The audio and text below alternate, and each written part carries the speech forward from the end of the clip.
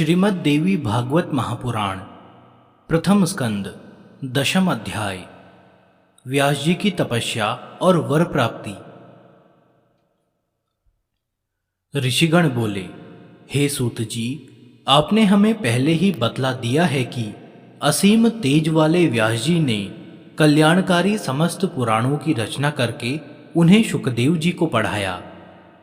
व्यास जी ने घोर तप करके शुकदेव जी को किस प्रकार पुत्र रूप में प्राप्त किया, व्यास जी के मुख से आपने जो कुछ सुना है वह सब हमसे विस्तार पूर्वक कहिए। सूत जी बोले, सत्यवती पुत्र व्यास जी से जिस प्रकार योगीजनों में श्रेष्ठ साक्षात मुनि स्वरूप शुकदेव जी उत्पन्न हुए, उत्पत्ति के उस इतिहास को मैं आप लोगों को बता रहा हूं।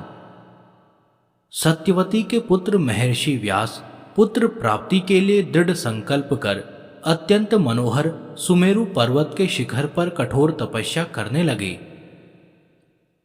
नारद जी से सुने गए एकाक्षर वाग्बीज मंत्र का जप करते हुए तपोनिधि व्यास जी पुत्र प्राप्ति की कामना से परात्परा महामाया में अपना ध्यान केंद्रित किए हुए मन ही मन सोच रहे थे कि अग्नि, भूमि, वायु एवं आकाश, इनकी शक्ति से संपन्न पुत्र की मुझे प्राप्ति हो। इस प्रकार प्रभुता संपन्न वे व्यास जी निराहार रहते हुए 100 वर्षों तक शंकर एवं सदाशिवा भगवती की आराधना में लीन रहे। अनेकशः विचार करते हुए महर्षि व्यास इस निष्कर्ष पर पहुंचे कि शक्ति ही सर्वत्र पूजनीय है। निर्बल प्राणी लोक में निंदा का पात्र होता है और शक्तिशाली की पूजा की जाती है।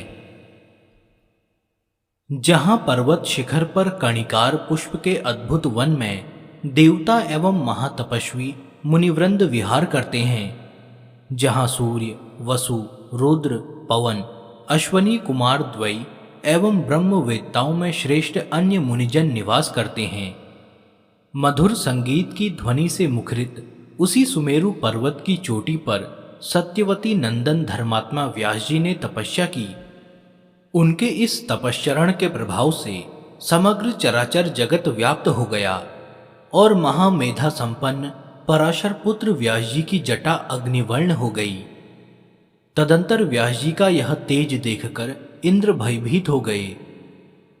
तब इंद्र को भयाक्रांत तथा व्याकुल देखकर भगवान शंकर जी उनसे कहने लगे। शंकर जी बोले, हे सुरेश्वर, आपको क्या दुख है? हे इंद्र, आज आप इस तरह भयग्रस्त क्यों हैं? तपस्वियों से कभी भी ईर्ष्या नहीं करनी चाहिए, क्योंकि मुनिगण मुझे शक्ति संपन्न जानकर ही तपस्या करते हैं। ये तपस्वी मुनि लोग कभी भी किसी का अपकार नहीं चाहते। शंकर जी के ऐसा कहने पर इंद्र उनसे बोले, व्यास जी ऐसा तप किस लिए कर रहे हैं? उनकी क्या मनोकामना है? शिवजी बोले, व्यास जी पुत्र प्राप्ति की कामना से यह कठोर तप कर रहे हैं। इन्हें तपस्या करते हुए पूरे 100 वर्ष हो चुके हैं, अतः मैं इन्हें कल्याणकारी पुत्र प्रदान करूंगा। सूत जी बोले, दया भाव से युक्त प्रसन्न मुख वाले जगतगुरु भगवान शंकर इंद्र से ऐसा कहकर मुनि व्यास जी के पास जाकर बोले, हे वासवी पुत्र, उठो, तुम्हें कल्याणकारी पुत्र अवश्य प्राप्त होगा। हे निष्पाप, तुम्हारा वह पुत्र सभी प्रकार के तेजों से संपन्न, ज्ञानवान, यशस्वी और सभी लोगों का सदा अतिशय प्रिय, समस्त सात्विक गुणों से संपन्न तथा सत्य रूपी पराक्रम से युक्त होगा। सूत जी बोले, तब शूलपाणी शंकर जी का मधुर वचन सुनकर उन्हें प्रणाम कर द्वैपायन व्यास जी ने अपने आश्रम के लिए प्रस्थान किया। वहां पहुंचकर कई वर्षों तक घोर तप करने के कारण अतिशय श्रांत महर्षि व्यास अरणि में समाहित अग्नि को प्रकट करने की कामना से अरणि मंथन करने लगे। मंथन कर रहे व्यास जी के मन में उस समय महान चिंता हो रही थी।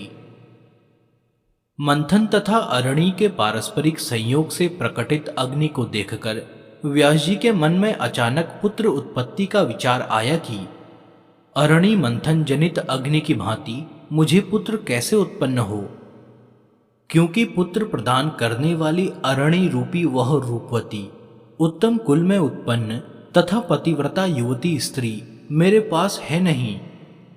साथ ही पैरों की श्रृंखला के समान स्त्री को मैं कैसे अंगीकार करूं। पुत्र उत्पन्न करने में कुशल और पातिव्रत्य धर्म में सदा तत्पर रहने वाली पत्नी मुझे कैसे मिले। पति परायणा निपुण रूपवती कैसी भी स्त्री हो, वह सदा बंधन की कारण ही बनी रहती है।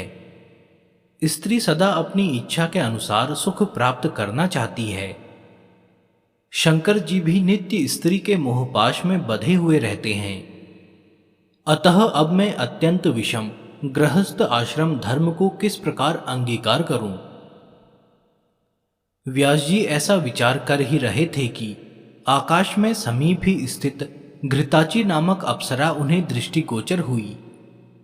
चंचल कटाक्षों वाली उस श्रेष्ठ अप्सरा को पास में ही स्थित देखकर कठोर नियम संयम धारण करने वाले व्यास जी शीघ्र ही कामबाण से आहत अंगों वाले हो गए और सोचने लगे कि अब इस विषम संकट के समय मैं क्या करूं। धर्म के समक्ष इस दुर्जय काम वासना के वशीभूत होकर यदि मैं छलने के लिए यहां उपस्थित हुई इस अप्सरा को स्वीकार करता हूं, तब ऐसी स्थिति में महात्मा एवं तपस्वी गण मुझ काम आसक्ति से विवहल का यह उपहास करेंगे कि 100 वर्षों तक कठिन तपस्या करने के पश्चात भी एक अप्सरा को देखकर महातपस्वी व्यास इतने विवश कैसे हो गए। और फिर यदि इसमें अतुलनीय सुख हो तो ऐसी निंदा भी होती रहे, अर्थात उसकी उपेक्षा भी की जा सकती है। गृहस्थ आश्रम पुत्र प्राप्ति की कामना पूर्ण करने वाला, स्वर्ग की प्राप्ति कराने वाला तथा ज्ञानियों को मोक्ष देने वाला कहा गया है, किंतु वैसा सुख इस देव कन्या से नहीं प्राप्त होगा। पूर्व काल में मैंने नारद जी से एक कथा सुनी थी जिसमें राजा पुरुरवा उर्वशी के वशीभूत होकर अत्यंत संकट में पड़ गए थे।